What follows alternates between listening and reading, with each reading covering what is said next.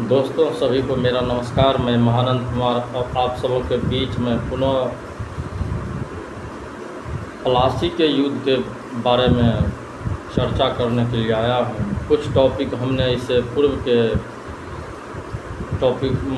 के अध्याय को हमने बता दिया है। अब आगे के अध्याय की ओर चलते हैं, जहाँ तक सिराजुद्दौला का हत्या जो है दुर्लभ राय और उनके सेनापति जो है मिर्ज़ाफ़र के विश्वासघात और मीरान जो मिर्ज़ाफ़र के पुत्र थे उन्होंने कर दिया था। उसके बाद जो है वहाँ का सत्ता जो है मिर्ज़ाफ़र संभाल लिए, क्योंकि ईस्ट इंडिया कंपनी और ये सब अंग्रेज़ उनके पक्ष में थे और विश्वासघाती हमला भी करवा कर उनका हत्या कर दिया था। यह जो है ना सत्ता और मोहब्बत है, इसमें हत्या जायज़ मानी जाती है। इतिहासकार जहाँ भी देखते हैं कि जहाँ उत्तराधिकारी का युद्ध हुआ है वहाँ केवल सत्ता हथियाने का प्रयास किया।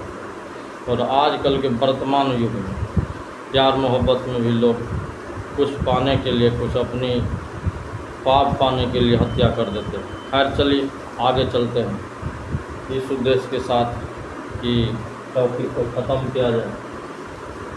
दुर्लभ राय की बहादुरी पर शक, यानी वफादारी कहिए और बहादुरी कहिए। दुर्लभ राय जो है मिर्ज़ाफ़र का भी क्या थे, तो उसी के सेना में शामिल थे।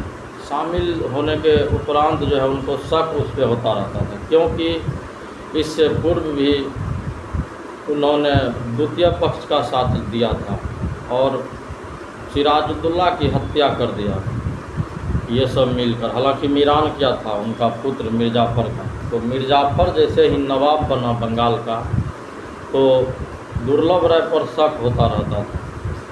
फिर भी क्या करे वो, क्योंकि दुर्लभ राय रावट किला के शासन में थे और दुर्लभ राय का जो सर पे हाथ था वो रावट क्लाइव का था, इसीलिए मिर्ज़ाफ़र उसको छू भी नहीं सकते थे। कंडीशन ये थी, तो इसीलिए उसको कुछ नहीं कहा जाता था। लेकिन उनके वफादारी पर हमेशा जो है मिर्ज़ाफ़र को शक हुआ करते। अब आते हैं मुग़ल बादशाह का पुत्र शाह आलम गद्दी पर आने का प्रयास किया। मुग़ल बादशाह का पुत्र जो है शाह आलम, वह जो है गद्दी पर आने का प्रयास किया, मगर उनमें असफल रहा। उसके बाद क्या हुआ, मिर्ज़ाफ़र का पुत्र जो था मीरान, वह मर गया। मीरान जैसे ही मरा, अब यहाँ समस्या क्या हुई, मीरान की मृत्यु के कारण उत्तराधिकारी का फिर से युद्ध छिड़ गया।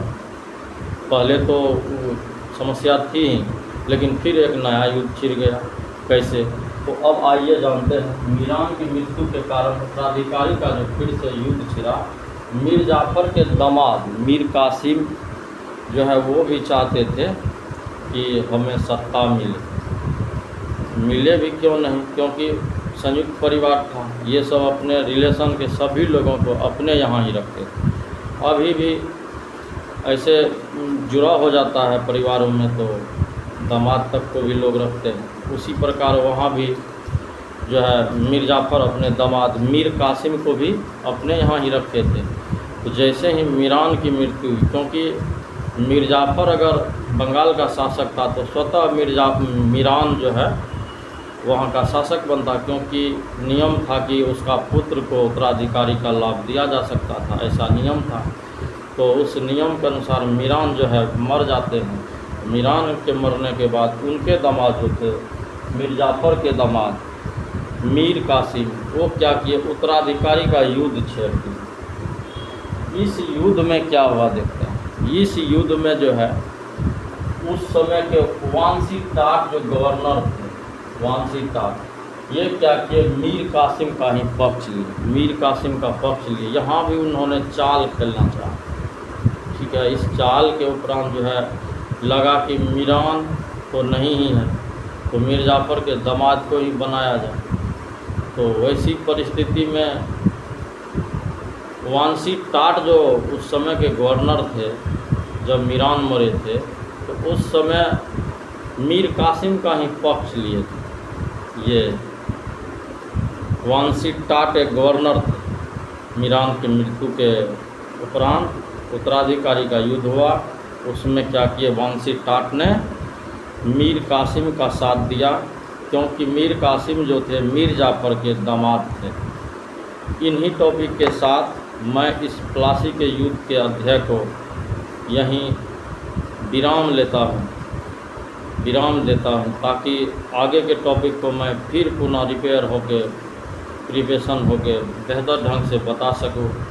तब तक के लिए धन्यवाद, नमस्कार। लाइक एवं सब्सक्राइब करना नहीं भूलें। जय हिंद, जय भारत।